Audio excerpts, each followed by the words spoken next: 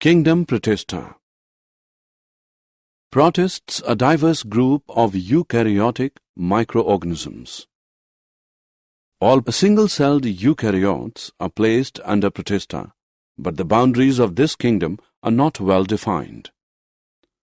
The term Protista was first used by Ernst Haeckel in 1866.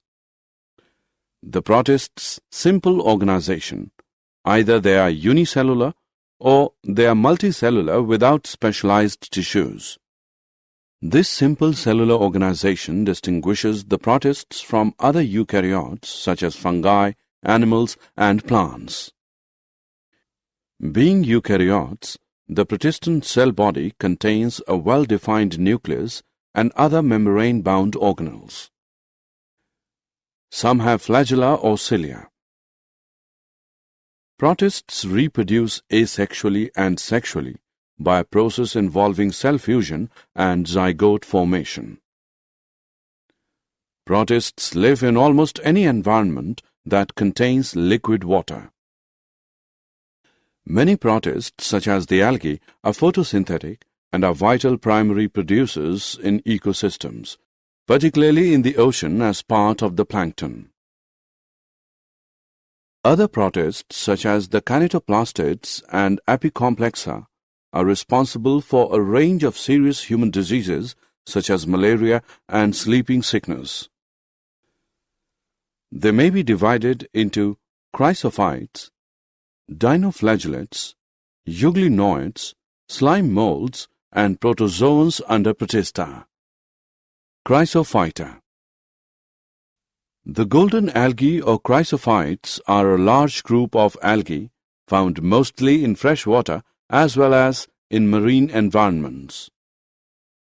This group includes diatoms and golden algae, desmids. They are microscopic and float passively in water currents, plankton. Diatoms are the chief producers in the oceans. Most of them are photosynthetic. In diatoms, the cell walls form two thin overlapping shells which fit together as in a soap box. The walls are embedded with silica and thus the walls are indestructible. Dinoflagellates. The dinoflagellates are a large group of flagellate protists. Nearly half of them are photosynthetic and make up the largest group of eukaryotic algae after diatoms. Most are marine plankton, but they are common in freshwater habitats as well. They appear yellow, green, brown, blue or red due to the main pigments present in their cells. The cell wall has stiff cellulose plates on the outer surface. Most of them have two flagella. One lies longitudinally and the other transversely in a furrow between the wall plates. Euglenoids. The euglenoids are one of the best-known groups of flagellates commonly found in fresh water, especially when it is rich in organic materials with a few marine and endosymbiotic members. Instead of a cell wall, they have a protein-rich layer called pellicle which makes their body flexible. They have two flagella, a short and a long one. Many euglenoids have chloroplasts and produce energy through photosynthesis, but others feed by phagocytosis or strictly by diffusion. Though they are photosynthetic in the presence of sunlight, when deprived of sunlight, they behave like heterotrophs by predating on other smaller organisms. Interestingly, the pigments of euglenoids are identical to those present in higher plants.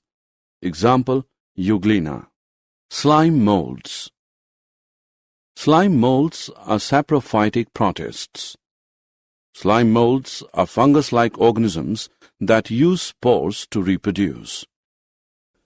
During some of slime molds' life cycles, they appear gelatinous part, hence the name slime.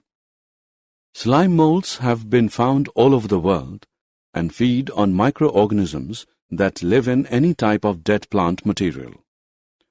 These organisms are usually found in soil, lawns, and on the forest floor, commonly on deciduous logs.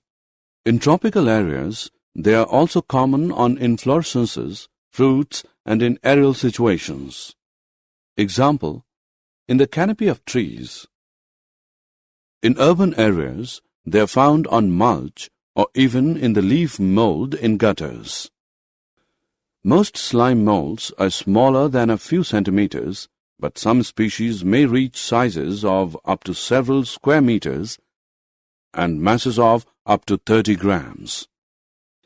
Many have striking colors such as yellow, brown, and white. One of the most commonly encountered slime molds, both in nature, in forests in the temperate zones of the earth, as well as in classrooms and laboratories, is the yellow Physarum polycephalum, protozoans.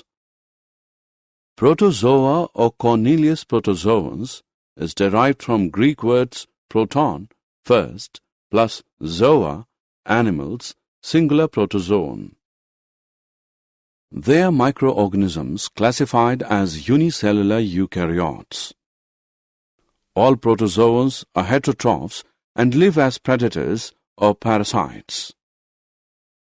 They are believed to be primitive relatives of animals. There are four major groups of protozoans: amoeboid, marine, flagellated, ciliated. Amoeboid protozoans live in fresh water, seawater, or moist soil. They move and capture their prey by putting out pseudopodia, false feet, as in amoeba. Marine forms have silica shells on their surface. Some of them, such as antamoeba, are parasites. Flagellated protozoans are either free-living or parasitic. They have flagella.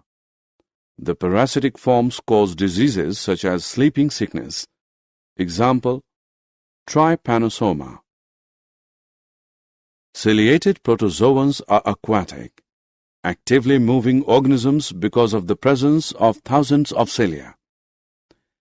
They have a cavity, gullet, that opens to the outside of the cell surface. The coordinated movement of rows of cilia causes the water laden with food to be stirred into the gullet. Example, paramecium. Sporozoans include diverse organisms that have an infectious spore-like stage in their life cycle. The most notorious is Plasmodium, malaria parasite, which causes malaria, which has a staggering effect on human population. For more such videos on all subjects, practice questions, and a lot more, download iPrep and learn unlimited.